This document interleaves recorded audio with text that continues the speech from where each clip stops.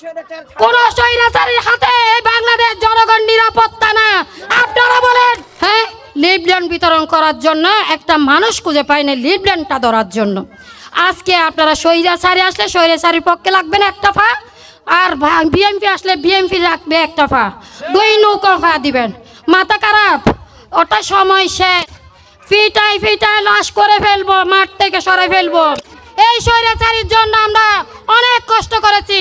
এই রাঙ্গুরিয়া থেকে প্রোগ্রাম করতে গিয়ে নিজে অনেক কষ্ট করেছি। এই বাংলাদেশে কোনো স্বৈরাচারী আসতে পারবে না। আসসালামু আলাইকুম রাহমাতুল্লাহি ওয়া বারাকাতুহু। বাংলাদেশ জাতীয়তাবাদী মহিলা দলের পক্ষ থেকে আপনাদেরকে জানাই আন্তরিক শুভেচ্ছা ও অভিনন্দন। আচ্ছা, আমি একটা স্লোগান দিচ্ছি, আপনারা আমার সঙ্গে সঙ্গে স্লোগানটা ধরেন। এই লড়াইয়ে জিতবে কারা? এই লড়াইয়ে জিতবে কারা? নেতৃত্ব দিয়ে বাংলাদেশ জাতীয়তাবাদী মহিলা দল প্রতিষ্ঠা করবো ইনশাআল্লাহ। এই বাংলাদেশে আমরাই সাধারণ জনগণ অধিকার, স্বৈরাচারীর কোনো কিছু নেই। এই স্বৈরাচারীর জন্য আমরা অনেক কষ্ট করেছি। এই রাঙ্গুরিয়া থেকে প্রোগ্রাম করতে গিয়ে নিজে অনেক কষ্ট করেছি, নিজের পরিবারে অনেক নির্যাতিত নিরীপণ হয়েছে। তারপরও আমি কোনো খারু নেতার কাছে ছোট হয়ে সাহায্যের জন্য হাত বাড়াই নাই। হাসান মাহমুদের দুশোতের লোকেরা আমার হাজবেন্ডকে যখন বিদেশে পাঠা দেয়, আমার ছেলে আমার ভাইয়ের হাত ভেঙে ফেলছে, আমার ছেলের 14 শিলা হয়েছে, তবুও জাতীয়তাবাদী দল থেকে পিছনে ফিরে আঁকাই নাই। সামনের দিকে লক্ষ্য ছিল আমার। এই বাংলাদেশ জাতীয়তাবাদী দলের সঙ্গে প্রত্যেকটা নেতার সাথে আমি প্রোগ্রাম করেছি। আজকে কিছু স্বৈরাচারী দলের ভিতরে ঢুকে ফাঁসে আগস্টের পরে বাংলাদেশ জাতীয়তাবাদী এত সোজা, আপনারা বিভিন্ন রকমের সিন্ডিকেট করে আমাদের দলটা বদনামের মধ্যে ফেলে দেবে, একেবারেও না।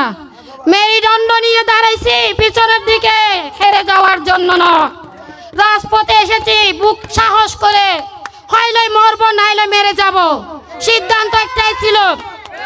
অলরেডি ঢাকা গণভবন ঘেরাও করার জন্য টিকিট করে ফেলছি 5 আগস্টে। 4 আগস্টে সেই সময় ঘোষণা পাই আমাদেরকে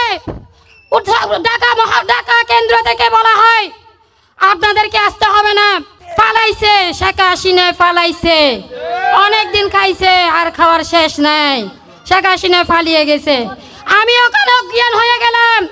আমার লিডার বলতেছে, কিরে রূপা তুই কোথায়? আমি বলতেছি আমি বহদ্দার হাটে জনগণের মিছিলের সামনে, আমার কাছে ওগুলো ভিডিও আছে।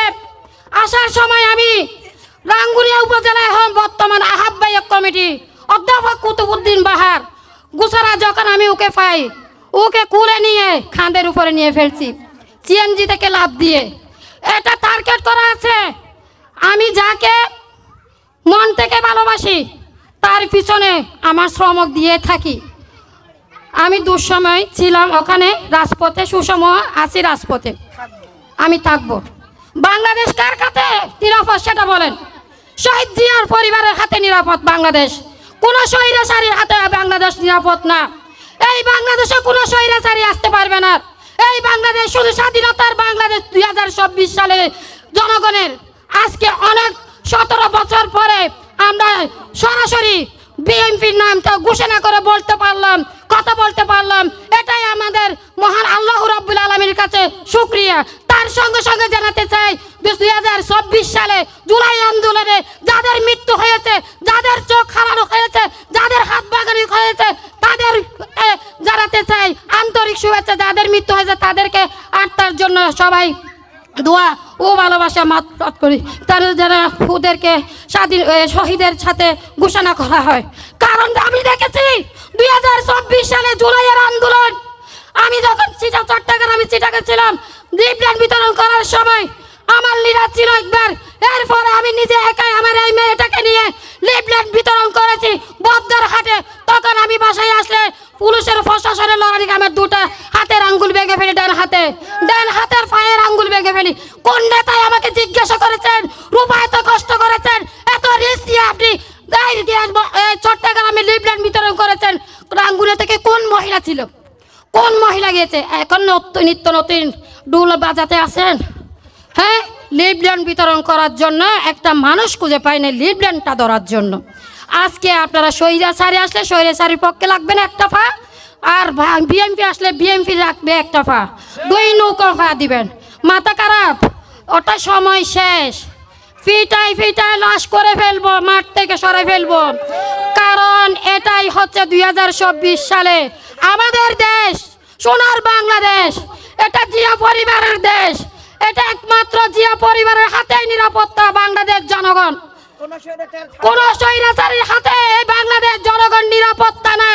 আপনারা বলেন, আপনারা বলেন, স্বৈরাচারীর হাতে আমাদের বাংলাদেশ নিরাপত্তা ছিল? কথা বলতে পারছেন? কারোর সাথে কথা বলতে পারছেন আপনারা? কেন পারেন নাই? আপনাদের জবান কণ্ঠ জব্দ করে নেওয়া হয়েছে।